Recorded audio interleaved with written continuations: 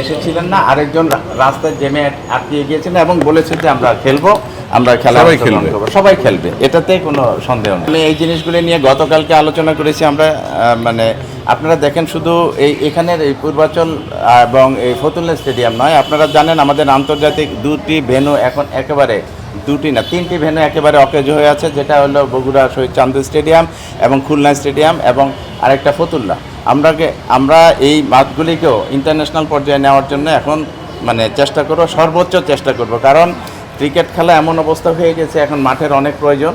আর এই মাঠগুলিকে আমরা মানে আন্তর্জাতিক অঙ্গনে এত সুন্দর মাঠ হিসেবে পরিচিতি লাভ করেছিল, কিন্তু সেগুলিতে দীর্ঘদিন খেলা না হওয়ার কারণে কিন্তু অটোমেটিক্যালি আন্তর্জাতিক ভেন্যু হিসেবে তারা আর এখন নেই, স্ট্যাটাস নেই।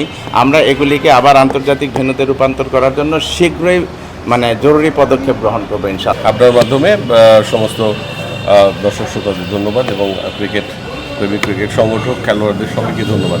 আমরা আজকে গ্রাউন্ডস কমিটির মিটিং করেছি। গতকালকে আপনারা জানেন যে প্রিমিয়ার ডিভিশনের একটা মিটিং ছিল, যেটাতে আমাদের বোর্ড প্রেসিডেন্ট সভাপতিত্ব করেছেন। ওখানে ডিসিশন হয়েছে যে প্রিমিয়ার ডিভিশন ক্রিকেট লিগ অতি শীঘ্র শুরু হবে, দলবদল এবং তারপরে খেলাগুলো শুরু হবে।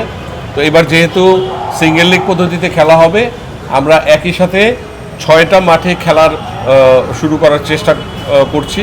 আমরা 8টা মাঠ ইতিমধ্যে ঠিক করেছি, যেটা একটা হচ্ছে SBNCS, PKSP 2, Bashundhara, cricketers academy, silicon valley, BKSP 3 এবং 4 আর ইউল্যাব। এই 8টা মাঠের ভিতরে আমরা 6টা মাঠে খেলা দেব এবং প্রত্যেকটা খেলার জন্যই একটা করে রিজার্ভ ডে থাকবে। এইভাবে যেটা হয়েছে এইভাবেই আমরা কথাবার্তা বলেছি, আমাদের প্রিপারেশনটা ওইভাবে রেখেছি এবং একই সাথে ইন্টারন্যাশনাল যে খেলাগুলো আছে, নিউজিল্যান্ড ট্যুর এবং এরপরে পাকিস্তান ট্যুর, এরপরে অস্ট্রেলিয়ান ট্যুর, সবগুলো নিয়ে আমরা মোটামুটি কথা বলেছি।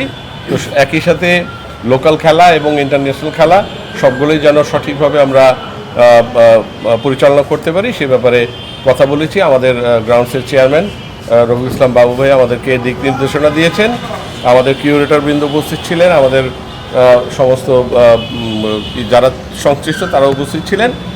আমাদেরকে বাবু ভাই সুনির্দিষ্টভাবে কিছু দিক নির্দেশনা দিয়েছেন। ধন্যবাদ বাবু ভাই।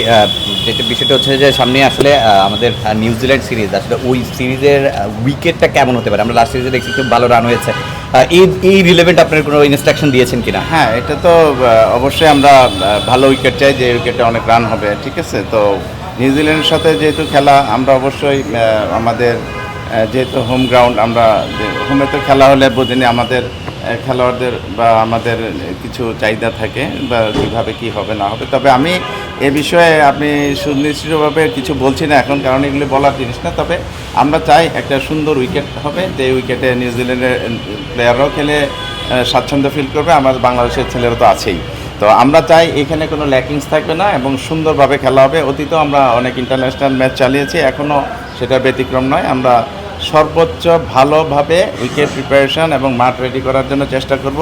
তবে চ্যালেঞ্জিং বিষয় এখন রেইনি সিজন, সেটাকেও কীভাবে মোকাবেলা করা যায় সেগুলির ব্যাপারেও আমরা দিক নির্দেশনা দিয়েছি। আমাদের অভিজ্ঞ কিউরেটররা আছেন, তো সবাই আজকে এসেছিলেন, তো তাদের সাথে আমরা কথা বলেছি সমস্ত ইকুইপমেন্টের ব্যাপারে, কি কি লাগবে না লাগবে একটি ইন্টারন্যাশনাল ম্যাচ চালাতে, সেটা বলেছি। তারপরে এখানে অনেক সিসি ক্যামেরাগুলি নষ্ট আছে, সেগুলি মানে ওয়ার্কিং করার জন্য বলা হয়েছে, যাতে এগুলি কাজ করে।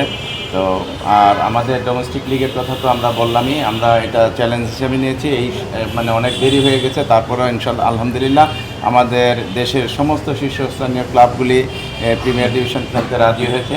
তারা বেশ উৎফুল্ল এই লিগ হওয়ার কারণে। তার কারণ ইনশাআল্লাহ আমরা আশা করছি মে মাসের 2 তারিখ থেকে শুরুতেই খেলা শুরু হবে। সেটার ব্যাপারে সবাই একমত পোষণ করেছে এবং তারা কিছু দাবি দাওয়া করেছে, সেগুলি আমাদের বোর্ড প্রেসিডেন্ট গতকালকে বলেছে যে এগুলি পরবর্তীতে জানানো হবে। তবে ইনশাল্লাহ এই প্রিমিয়ার ডিভিশনের লিগটাও কিন্তু খুব আকর্ষণীয় হবে, কারণ আপনারা জানেন এই প্রিমিয়ার ডিভিশনের খেলা বা লিগের খেলা দিয়ে কিন্তু বাংলাদেশের আজকে এই উত্থান। একসময় ছিল যখন এই ক্লাবগুলিতে আমাদের খেলোয়াড়রা অফিসিয়াল ছিল, তাদের নিজস্ব টাকা দিয়ে তারা এই ক্লাবগুলি পরিচালনা করেছে এবং খেলায় অংশগ্রহণ করতো, তারাই অফিসিয়াল, তারাই খেলোয়াড়। এরকম আস্তে আস্তে করে কিন্তু বাংলাদেশ এখন বিশ্বের দরবারে একটি শক্তিশালী দেশ হিসাবে নিজেদের মানে তুলে ধরতে পেরেছে শুধু এই খেলার জন্য। সুতরাং আমরা চাই এই খেলাটাকে হাইয়েস্ট প্রায়োরিটি দিতে এবং ফ্যাসিলিটিসের দিক থেকে সর্বোচ্চ ফ্যাসিলিটিস দেওয়া হবে। আমাদের ইন্টারন্যাশনাল ম্যাচগুলিতে যেভাবে আমরা মানে অর্গানাইজ করি ঠিক তার আদলে এগুলি করার জন্য দিক নির্দেশনা দেওয়া হয়েছে সবাইকে। Stella featuring next level. Well done, side by side, free. 6টা মাঠ হলে আমরা সুন্দরভাবে প্রিমিয়ার ডিভিশনটা শেষ করতে পারবো ইনশাল্লাহ। এখন ভেন্যু থাকলেও বিকেএসপির মাঠ আমাদের দরকার আছে, কারণ খেলা মানে ক্লাব অফিসিয়ালরা আরেকটি বিকল্প প্রস্তাব দিয়েছে যে বিকেএসপিতে হোস্টেল থাকার ব্যবস্থা আছে, সেখানে যদি আমরা প্লেয়ারদের রাখতে পারি তাহলে আরও ভালো হবে। এবং আমরা খাবারের ইনশাল্লাহ ব্যবস্থা যেহেতু খাবারের cricket board ব্যবস্থা এখন করবে। ক্রিকেট বোর্ডই কিন্তু খাবার লাঞ্চের ব্যবস্থা করবে, আপনারা জানেন এটা।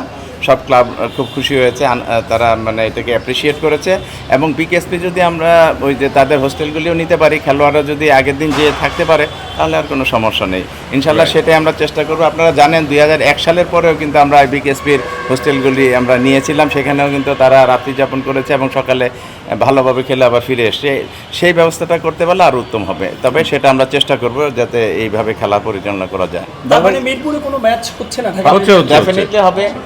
আন্তর্জাতিক ম্যাচের পরে যে গ্যাপ আছে সেই গ্যাপে এখানে অবশ্যই খেলা হবে, এবং সেটাও আমরা কোন টাইমে খেলা হবে সেটা আমরা অ্যালোকেট করি। আমরা অলমোস্ট 12 দিন পাবো।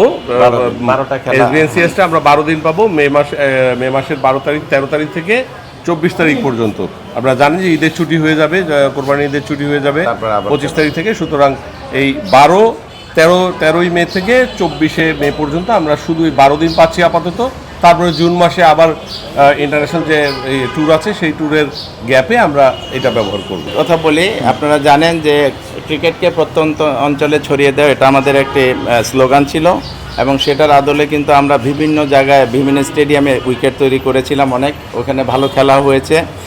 এখন সে যে 100 উইকেট প্ল্যান যেটা পাইলট করেছে সেটা আমি এখনও জানি না এটা কীভাবে করছে, কোথায় কোথায় করেছে। আসলে আমাদের দেখতে হবে যে জায়গাগুলিকে বেছে নেওয়া হয়েছে সেগুলিতে আমাদের খেলোয়াড়দের কতটুকু মানে তাদের কতটুকু প্রয়োজন অনুযায়ী আমরা ব্যবস্থা গ্রহণ করবো। ডেফিনেটলি যদি আমরা করে দিতে পারি তাহলে তো আমাদের খেলোয়াড়রাই উপকৃত হবে। আর একটি জিনিস মনে রাখতে হবে, প্রত্যন্ত অঞ্চল থেকে যদি খেলোয়াড় তুলে আনতে হয় তাদেরকে ফ্যাসিলিটিসটাও এনশিওর করতে হবে, অর্থাৎ একটি মাঠের পাশাপাশি উইকেটটা যাতে একেবারে ভালো স্ট্যান্ডার্ড হয় সেটাও ব্যবস্থা করতে হবে।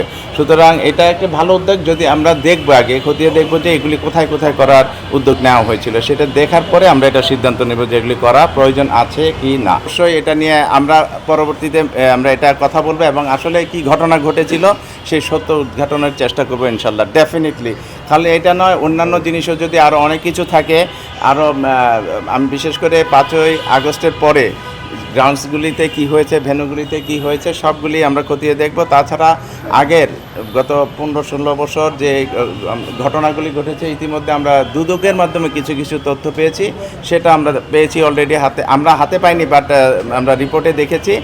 আর 5ই আগস্টের পরে যারা ছিল তারা কি কি কার্যক্রম করেছে, কি কি কাজ করেছে, কোথাও কোনো ল্যাকিংস আছে নাকি সেগুলি আমরা খতিয়ে দেখবো ইনশাল্লাহ ডেফিনেটলি। তো এটা যুব ক্রীড়া মন্ত্রণালয় থেকে অলরেডি উদ্যোগ নেওয়া হয়েছে, সেটা ওনারা ইনশাল্লাহ করবে। তবে আমাদের যদি সহায়তা চায় তাহলে আমরা হেল্প করবো ইনশাল্লাহ এগুলির ব্যাপারে। অবশ্যই এগুলি নিয়ে আজকে আলোচনা হয়েছে, এবং আমি আগামী 2 দিনের ভিতরে প্রত্যেকটি গ্রাউন্ডের আমাদের ডোমেস্টিক লিগের এবং ইন্টারন্যাশনাল ম্যাচের জন্য যে সমস্ত গ্রাউন্ডগুলি সিলেক্ট করা হয়েছে সেগুলির কি কন্ডিশন, কি কি প্রয়োজন আছে সেগুলির ব্যাপারে আমি আগামী 2 দিনের ভিতরে রিপোর্ট দেওয়ার জন্য আমি বলেছি, এবং রিপোর্ট পাওয়ার পরে আমরা প্রয়োজনীয় পদক্ষেপ গ্রহণ করব। যদিও অনেক অল্প সময়, সেই অল্প সময়ের ভিতরে যদি আমাদের মানে একটু ইচ্ছা থাকে তাহলে আমরা এগুলি সবগুলি কমপ্লিট করতে পারবো বলে আমার দৃঢ় বিশ্বাস।